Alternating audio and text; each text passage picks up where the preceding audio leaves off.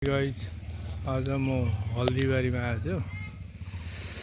हल्दीबारीमा आएको यहाँ एउटा मन्दिर छ। मन्दिर यो मन्दिर बरको रोप्ने ठुलो रहेछ, राम्रो रहेछ। अनि आसपासमा यस्तो बस्तीहरू रहेछ।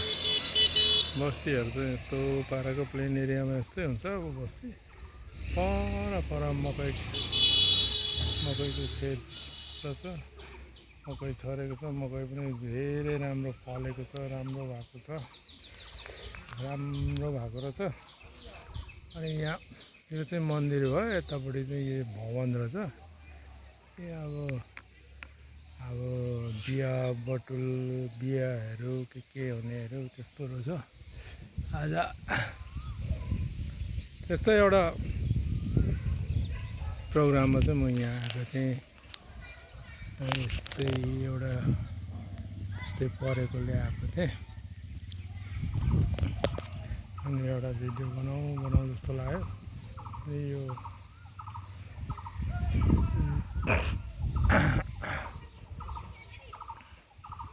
त्यो भिडियोमा जलपाइगुडी डिस्ट्रिक्ट पर्दो रहेछ, एसडिजिएको अन्डरमा पर्दो रहेछ। यो एउटा पार्क पनि रहेछ यहाँनिर। एउटा सिलिगुडी जलपाइगुडी डेभलपमेन्ट अथोरिटीको अन्डरमा रहेछ।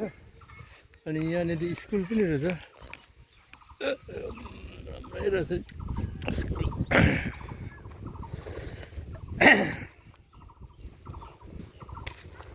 मलाई चाहिँ यस्तो जग्गाहरू आए पनि यति राम्रो लाग्छ। म सानोमा यस्तो जग्गामै हुर्केको। अनि यस्तो जग्गा चाहिँ मलाई साह्रो मनपर्छ, राम्रो पनि लाग्छ। बस्ती यो बाँसघारी सानो बस्ती घरहरू, यो बाँसघारीहरू राम्रो लाग्छ। ऊपर बाथरुम शौचालय पनि बनाएको रहेछ पर, राम्रो रहेछ। उतापट्टि एउटा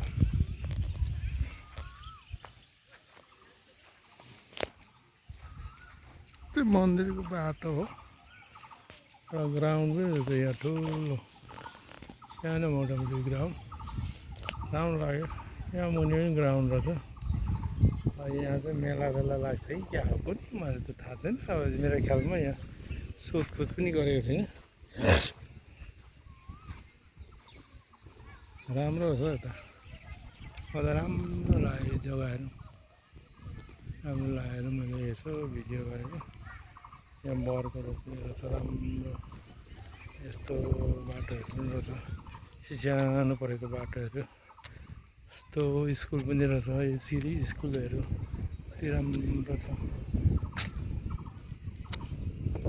गाउँघरको घर घरि यस्तै हुन्छ, पर मकैको घरि यता पनि यस्तो बाटो रहेछ।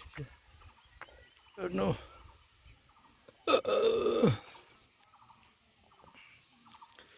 बङ्गलादेशको बोर्डरै पर्छ यो हल्दीबारी भन्ने जग्गा, जलपाइगुडी डिस्ट्रिक्ट पर्छ यो। स्कुलमा पिपल र बरको रुख रोपेको रहेछ, जोडै बनाएर कस्तो राम्रो रहेछ।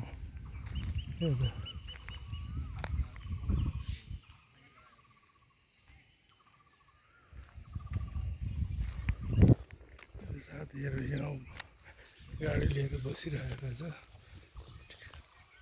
हो त आजलाई by by by by by by by by.